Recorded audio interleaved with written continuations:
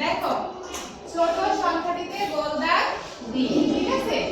এখানে এই ঘরের মধ্যে কয়টা সংখ্যা আছে? দুইটা।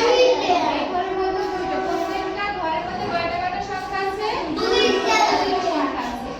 এখন আমরা কিভাবে ছোট সংখ্যাটা চিনব আর কিভাবে বড় সংখ্যাটা চিনব? এই যে একটা সংখ্যা আছে